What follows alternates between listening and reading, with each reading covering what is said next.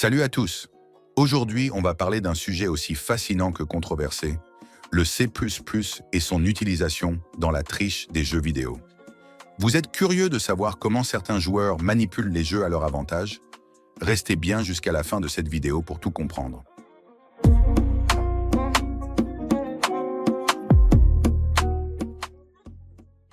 Le C++ est l'un des langages de programmation les plus puissants et les plus utilisés dans le développement de logiciels et de jeux vidéo.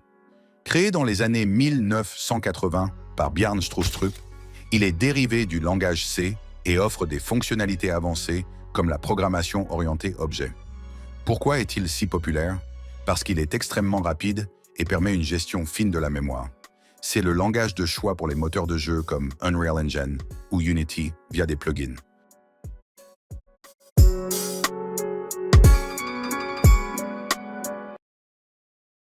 Le C++ fonctionne avec un processus de compilation. Contrairement au langage interprété comme Python, le code écrit en C++ doit être transformé en fichier exécutable par un compilateur comme GCC ou MSVC. Ce fichier est ensuite exécuté directement par l'ordinateur, ce qui garantit une performance optimale. Le C++ permet également un accès direct à la mémoire, ce qui signifie que l'on peut manipuler directement les adresses mémoire et modifier les données des programmes en cours d'exécution. Et c'est là que ça devient intéressant pour la triche dans les jeux vidéo.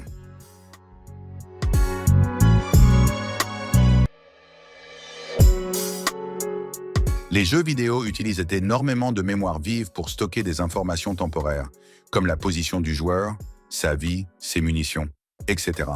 Grâce au C++, il est possible d'accéder à ces données et de les modifier en temps réel.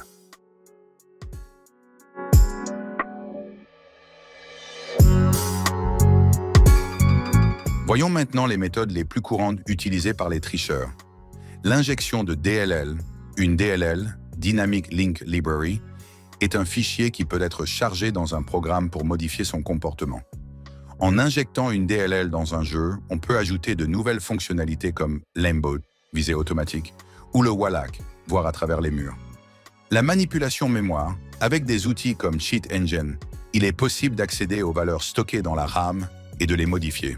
Exemple, passer sa vie à 999 999. Les hooks et détournements de fonctions. On peut intercepter des appels de fonctions du jeu et les rediriger pour exécuter du code personnalisé. Exemple, empêcher une fonction de détecter un tir raté.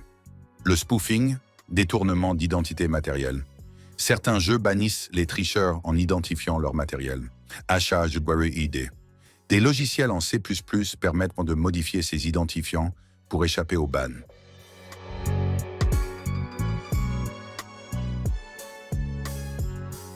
Avant de conclure, parlons des dangers de la triche.